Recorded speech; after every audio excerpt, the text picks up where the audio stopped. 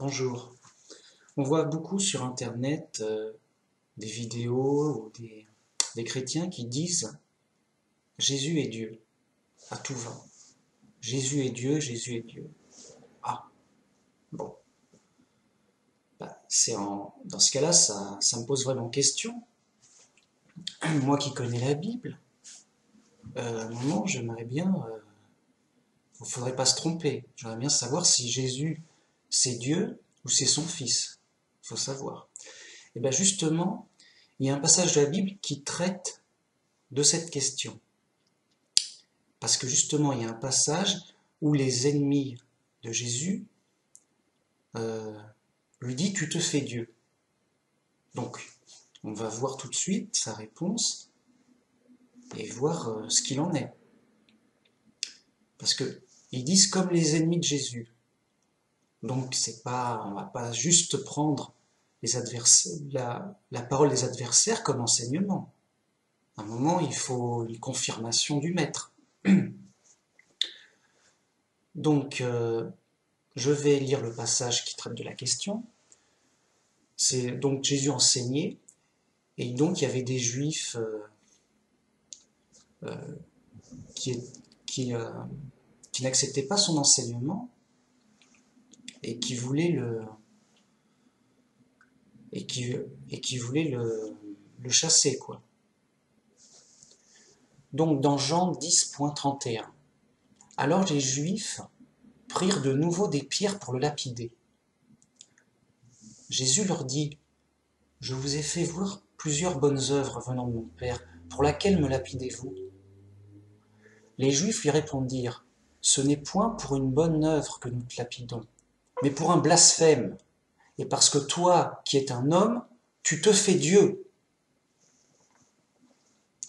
Donc là, Jésus, après son enseignement, les Juifs ramassent des pierres pour le lapider, parce que ils doivent tuer tous ceux qui blasphèment Dieu, quoi.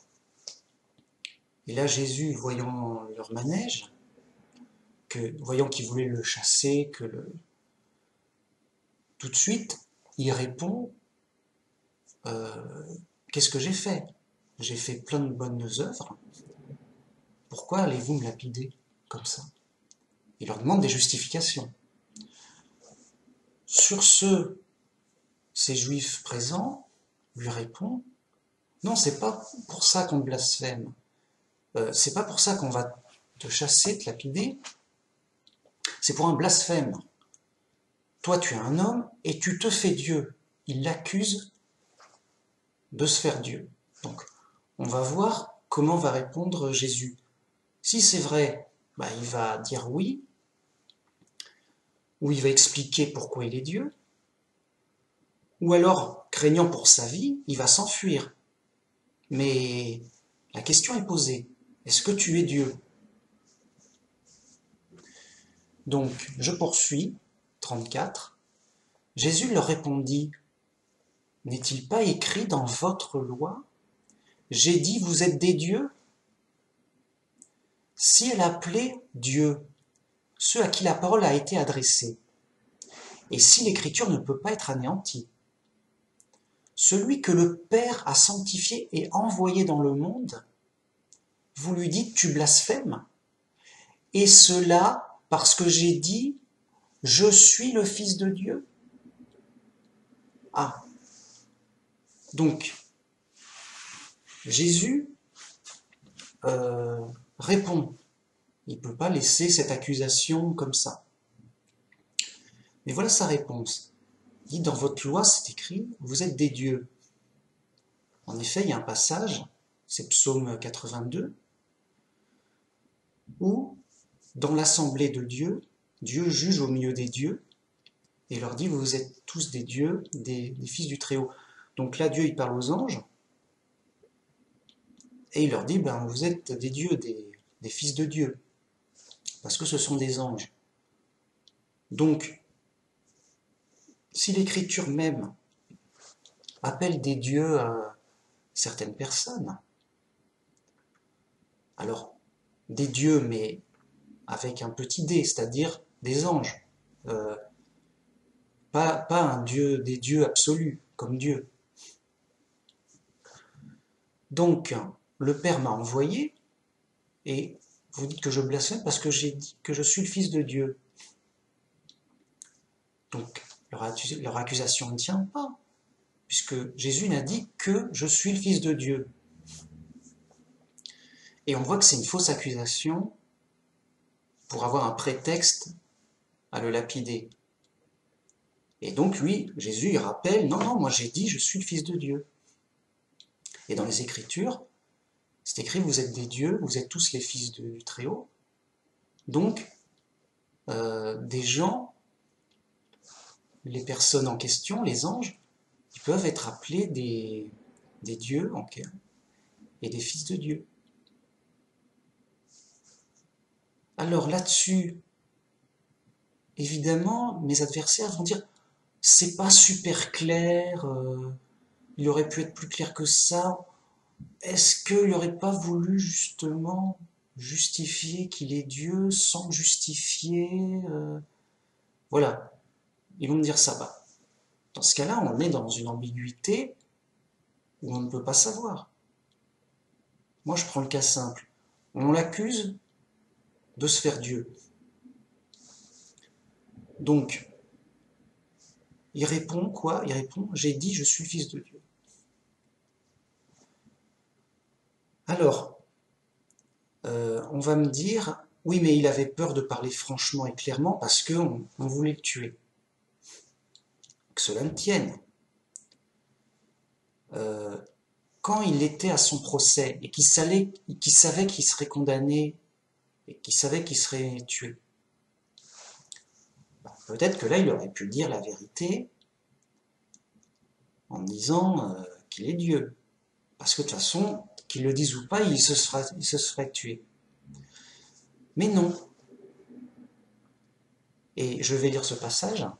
Matthieu 26.63. Jésus garda le silence.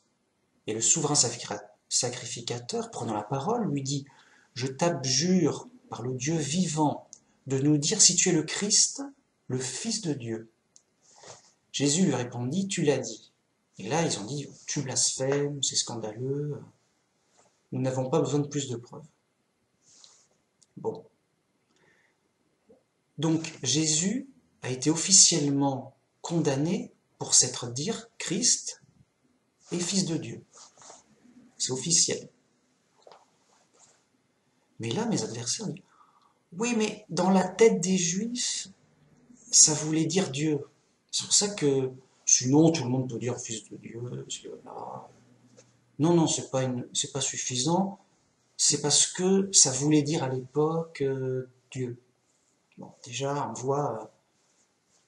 voit qu'on ne sait plus de quoi on parle. On peut dire ce qu'on veut, quoi. Mais que cela tienne. Ils vont nous dire, voilà, de toute façon, ça veut dire quand même Dieu, et il ne pouvait pas parler franchement, il était devant ses accusateurs, il allait être condamné à mort, dur, quoi. Ok. Donc, on n'a toujours pas d'éléments pour la Trinité, rien.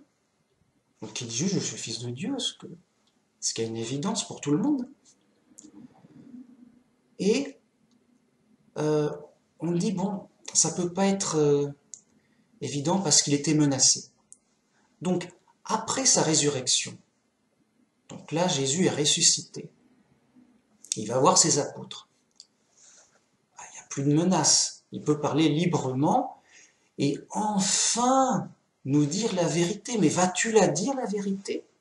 Vas-tu nous dire, enfin, voilà, je vais vous expliquer, c'est compliqué, et si je vous le dis pas, vous n'allez pas pouvoir deviner, c'est quand même quelque chose de complexe et de compliqué. En fait, Dieu est trois en un, moi je suis Dieu, mais aussi le Père et le Saint-Esprit, et tous les trois on est un seul Dieu, là, voilà. Ok, et là, librement, il risque rien, il a ses disciples, il a toute autorité, il est ressuscité, il n'y aurait aucun problème. Il aurait toute autorité, tout crédit, parce que faut quand même, c'est gros. Pour croire un Dieu trois en un, il y a intérêt à ce que ce soit vraiment Jésus ressuscité qui nous le dise, qui nous l'explique bien pour dire « Ah bon, d'accord, si c'est toi qui le dis, ok. Vraiment, c'est bizarre, ça n'a pas de sens, c'est contradictoire, c'est n'importe quoi, mais comme c'est toi qui le dis, t'as l'autorité, voilà. C'est toi qui sais, on s'incline. » Mais non, rien. Rien du tout. Alors, bien sûr, si, là, il y a un petit sous-entendu. Quand Thomas dit Mon Seigneur et mon Dieu. Ah, mais on pourrait penser que... Bah, d'accord, mais alors pourquoi à la fin du même paragraphe, donc tout à la fin, le dernier chapitre de Jean, donc, c'est écrit Jean 20.31, mais ces choses ont été écrites afin que vous croyiez que Jésus est le Christ, le Fils de Dieu, et qu'en le croyant, vous ayez la vie en son nom. Donc Jean, il conclut cet épisode en disant, on a écrit tout ça pour que vous croyiez que c'est bien Jésus le Christ, le Fils de Dieu. C'est son avant-dernier chapitre. C'est quasiment ça, la conclusion de son évangile. On est où là? Il y a un moment où il faut bien que Jean il conclut, voilà, il faut quand même, c'est important la Trinité, écoutez. Alors je sais que c'est compliqué, je vais bien vous l'expliquer. Rien. Alors on va dire, bon, après les apôtres, au péril de leur vie, ils vont prêcher. Donc à un moment, ils vont le dire, puisqu'on ne peut pas le deviner. On ne va pas deviner des trucs aussi tordus. Donc ils vont dire, non, toutes les lettres des apôtres, aucune explication de la Trinité. Au contraire, il y a plein de passages qui vont dans le sens inverse. Donc, à un moment, c'est insupportable de cette hérésie.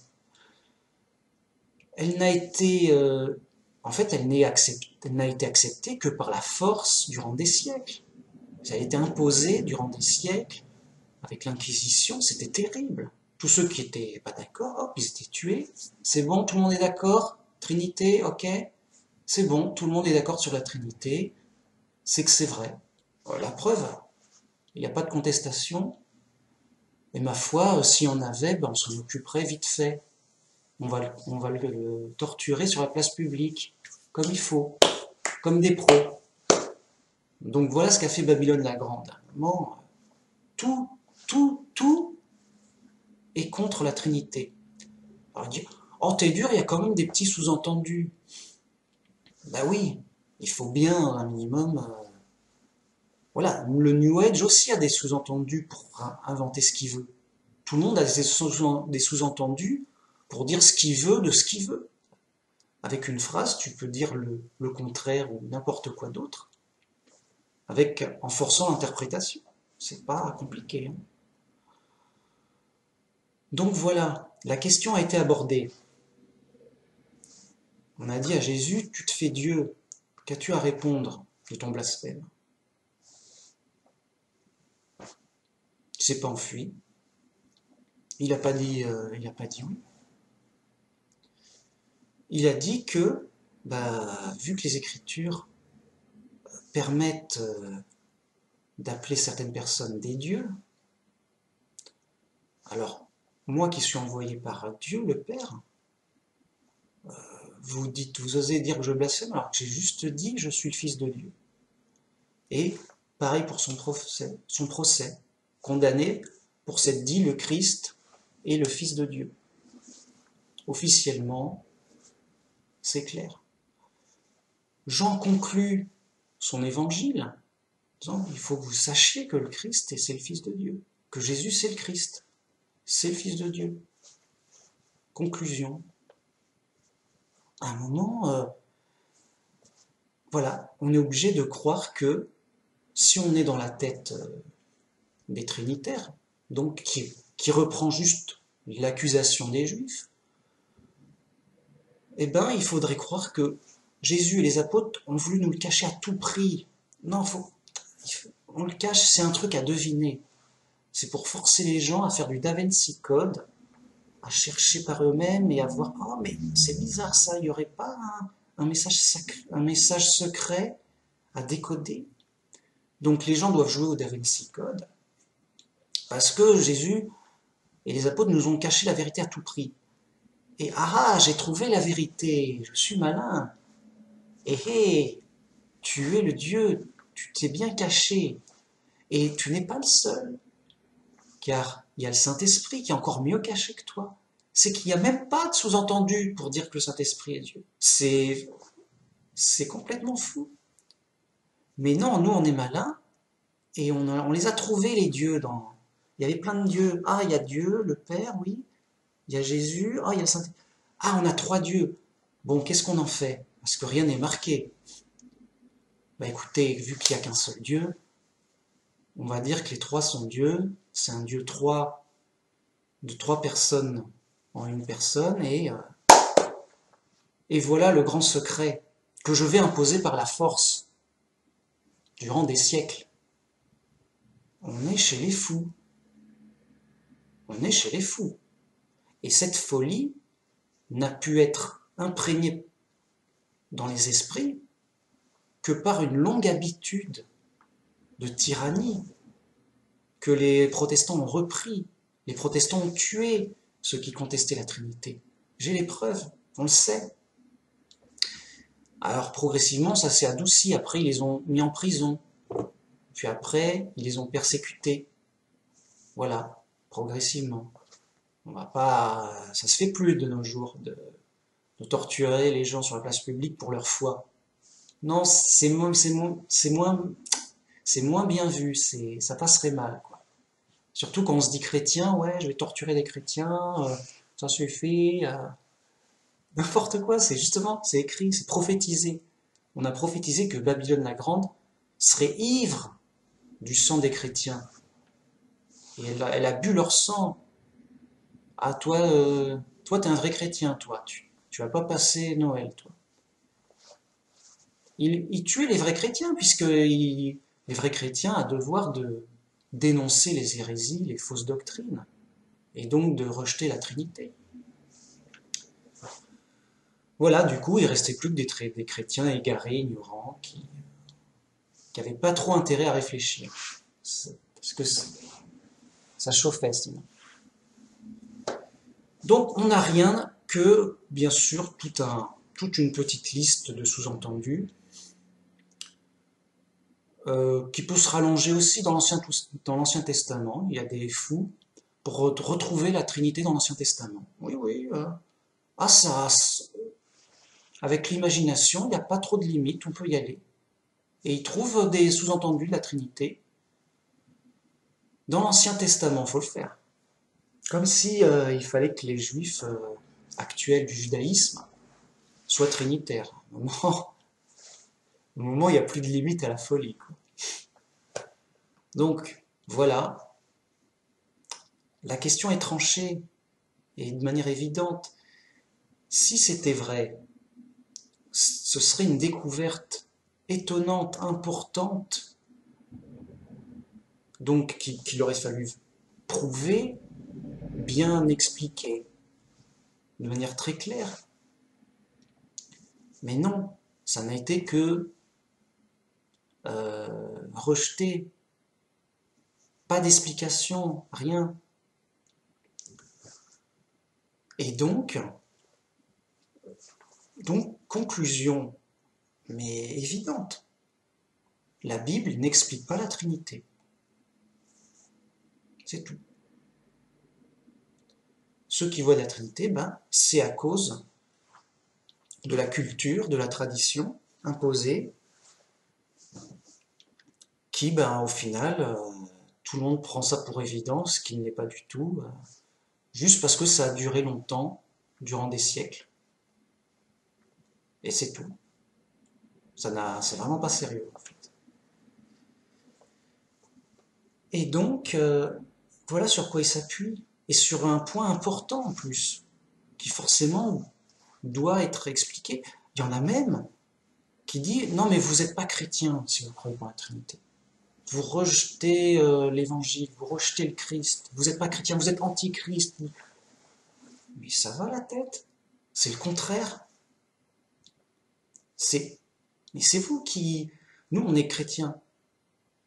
Selon l'Évangile, selon la Bible. On peut le prouver, il n'y a pas de problème, c'est clair, c'est net. C'est simple. Vous, au contraire, vous arrivez avec une sorte de concept, une théorie bizarre, contradictoire, monstrueuse, et on vous demande des preuves, mais en vain, vous sortez des sous-entendus. Là, on pourrait croire que, là, on pourrait imaginer que, là, ça pourrait dire que ça ressemble à ceci. Et on vous fait un jeu de pistes, par devinette, comme ça. C'est pas sérieux. Et donc, c'est à vous de vous inquiéter, trinitaire, de est-ce que ça va passer au jugement dernier? Je veux dire, évidemment que ça passera pas et qu'il y aura des punitions. Et vous serez punis comme Babylone la Grande, puisque c'est une invention de Babylone la Grande. C'est sa fabrication. Vous suivez Babylone la Grande, bah ok. Vous la suivez, vous la suivez. Vous la suivrez avec ses punitions aussi, bien sûr. Et donc, je n'ai qu'un seul conseil, revenez à la Bible simple, revenez au témoignage simple, premier, où il n'y a aucun risque. Dites de tout cœur, Jésus est le Christ, oui, c'est le Fils de Dieu. Vous n'avez pas besoin de rajouter des inventions en plus. Voilà. Restez uniquement sur les Écritures sans aller au-delà. Juste ce qui est écrit, juste le témoignage vrai. C'est le Fils de Dieu. C'est tout. Alors, voilà, ça c'est une vidéo importante. J'en ferai d'autres, c'est sûr. Et en fait, je fais que répéter, paraphraser la Bible et les évangiles en disant voilà ce qu'elle dit, voilà ce qu'elle ne dit pas, et on n'a pas le droit d'inventer des doctrines aussi bizarres et en plus sur des points extrêmement importants, c'est-à-dire l'identité de Dieu et l'identité de Jésus. Ce qui fait que vous avez un autre Jésus que celui annoncé et un autre Dieu. Puisque votre Dieu, c'est plus Jéhovah, c'est un Dieu bizarre, 3 en 1, une sorte de monstre à 3 têtes. Truc. Vous êtes fabriqué une idole, un faux Dieu, un truc bizarre, quoi. Un truc monstrueux, on peut le dire. Enfin, c'est Babylone la Grande qui l'a fabriqué. Vous l'avez juste repris ce qu'elle a dit, quoi. Et ça engage le centre de la foi. Ça engage la connaissance de Jésus. Qui dites-vous que Jésus est? Qui est-il? Et c'est vraiment important, crucial, et donc ça nécessite vraiment une remise en question et une dénonciation complète de ma part. Voilà. Merci beaucoup. Au revoir.